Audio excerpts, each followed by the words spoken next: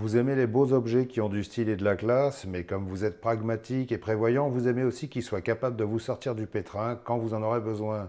Ne partez pas, j'ai ce qu'il vous faut. Bonjour à tous, vous êtes sur la chaîne Le Goût des Lames.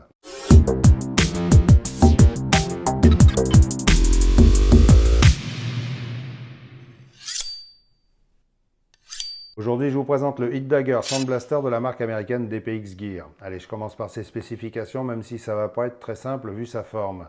Alors, il fait une longueur de 8 cm, une largeur de la partie manche 6 cm 5, la partie lame fait 3 cm de large, les deux tranchants font 3 cm 8 chacun, l'épaisseur de la partie lame fait 3 mm 8 et la partie manche 2 mm 1, tout le corps est en titane dépoli par sablage et la lame est en M390 Tone Washed et son poids monstrueux est de 18,5 grammes seul et 38,5 grammes avec son étui cuir. Et le design est signé par Robert Young Pelton, le fondateur de la compagnie DPX. Et la fabrication est réalisée par Lion Steel en Italie.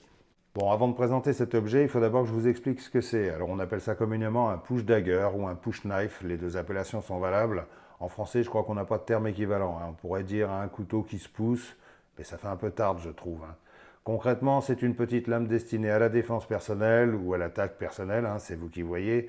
C'est-à-dire que ça ne va pas trop vous servir pour peler une pomme, tailler des piquets ou pire couper votre viande au resto. Des push daggers, j'en avais déjà montré sur la chaîne, comme celui-ci que j'avais acheté au Texas au début des années 90, si mes souvenirs sont bons. À l'époque, tout le monde avait ça à la ceinture. Et ce Cold Steel Safe Maker One, une référence dans le genre carrément redoutable. Et si je me rappelle bien, c'est encore un truc qui a été inventé par Cold Steel. Vous me reprendrez si je me trompe. En tout cas, si c'est pas eux qui l'ont inventé, c'est eux qui l'ont popularisé dans les années 80. Et les plus jeunes ne s'en rappelleront pas, mais il faut bien reconnaître que la marque Cold Steel, sous l'impulsion de son fondateur Lynn Thompson, a été sacrément innovante dans ces années-là. Alors, l'intérêt des push daggers, c'est que ça donne une super prise en main qui permet de donner des coups comme si on donnait des coups de poing, chose que tout le monde sait plus ou moins faire. Et quand on frappe bien dans l'axe, ça donne beaucoup plus de puissance qu'un coup de couteau. Donc ça permet de passer à travers de bonnes épaisseurs de vêtements, type tenue de bikers ou village people ou militaire. Et l'avantage d'un push dagger, c'est que ça ne demande pas de technique particulière puisqu'on frappe comme si on se battait à coups de poing. Et ça, tout le monde sait faire. Hein? Je suis pas Non? vraiment sûr de ce que tu dis, Roger. Je ne parle pas de coups de sac à main si chers à la culture woke, je parle de coups de poing à l'ancienne, rustique, quoi. C'est le béaba dans une vie de mec. C'est même le premier geste qu'on apprend à la maternelle quand on essaie de nous piquer nos petits lus. Bon, c'est vrai que maintenant, notre époque se prête plus aux coups de sac à main, mais ça se comprend un peu parce que quand tu regardes certaines chaînes YouTube faire des démonstrations avec des couteaux de combat, tu te dis que finalement, un sac à main fera largement l'affaire, lol. Mais dans le cas de ce Hit Dagger, l'utilisation sera un peu différente parce qu'il n'a pas une super grande lame, elle est même assez discrète, et son manche ne permet pas de trop forcer dessus parce qu'il est très fin. Par contre, sa lame en M390 est un vrai rasoir et sa forme très mince et très légère, si on s'en sert bien, peut être redoutablement efficace tout en étant très discrète. En gros, vous le placez bien entre vos doigts, comme ça ou comme ça, et en serrant bien le poing, ça bouge plus. Et on peut faire des petites entailles et des trous bien sympas, et même à travers les fringues. N'ayant pas peur des mots, c'est un objet assez méchant, même très méchant. Bon, il est très méchant, mais il est très joli aussi. C'est un bel objet, luxueux. Toute la partie en titane est superbement travaillée. C'est beau, c'est net, c'est bien adouci, c'est vraiment bien foutu. C'est du très beau travail. La lame en M390, qui est un acier très haut de gamme, est fixée par 3 vis Torx. L'émouture est de type chisel, c'est-à-dire qu'elle n'est que sur un seul côté, et de l'autre c'est plat. C'est affûté que d'un seul côté, mais en y regardant de très près, on voit qu'il y a un minuscule tranchant secondaire de l'autre côté. Mais alors vraiment minuscule. Et de toute façon, ça sera très simple à affûter. Ce Hit Dagger a été conçu et dessiné par DPX Gear, mais il est réalisé par Lion Steel, un coutelier italien très réputé pour la qualité de ses couteaux. J'en ai présenté 2 ou 3 sur la chaîne, ils font des couteaux extrêmement bien finis, quasiment comme des bijoux.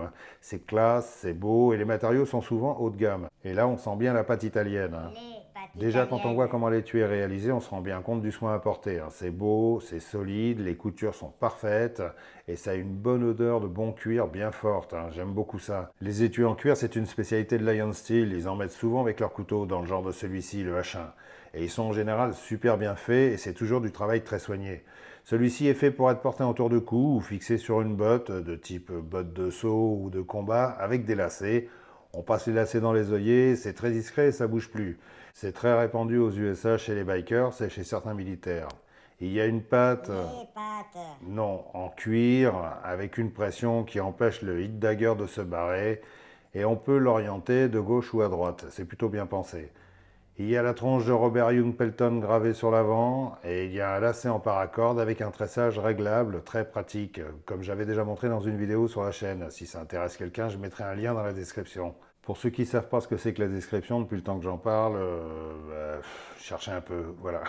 Sur la face avant, il y a les initiales de Robert Young Pelton, RYP, et sur l'arrière, on a le nom du modèle et un numéro de série ou de patente, et le nom du dépositaire de la patente, qui est l'équivalent de nos brevets en France. Alors, je ne vais pas vous expliquer en long, en large et en travers comment on utilise ce push dagger. Je pense que vous avez tous compris et je ne vais pas non plus vous faire plein de démonstrations, je laisse ça aux spécialistes de YouTube. Mais je peux quand même vous montrer que ce petit objet coupe carrément bien et qu'il est parfait pour faire un beau sourire à ceux qui viennent faire chier, si vous voyez ce que je veux dire. Disons que concrètement, sa vocation principale sera de vous sortir du pétrin quand vous aurez épuisé toutes les autres options. Aux États-Unis, qui est un grand pays assez inhospitalier dans beaucoup de régions, avec beaucoup d'animaux très sauvages, sur qui on peut tomber à l'improviste au coin d'une rue ou derrière un arbre, les gens sont souvent armés et s'ils ne le sont pas, ils ont en général un objet pointu et coupant sur eux. Et souvent une petite lame de dernier recours, du genre de celle-ci, cachée dans les bottes ou soit au cou, soit à l'endroit qui vous convient le plus. Et ce hit dagger est parfait pour ça. Il est discret et il peut facilement passer pour un bijou fantaisie. Bon, surtout pour des gens qui n'y connaissent rien. Et il est tellement léger qu'on peut le porter en permanence sur soi ou sur quelque chose qu'on emmène souvent avec soi. C'est pas le truc qui va alourdir vos poches, mais c'est le truc qui peut vous sortir des emmerdes, le cas échéant.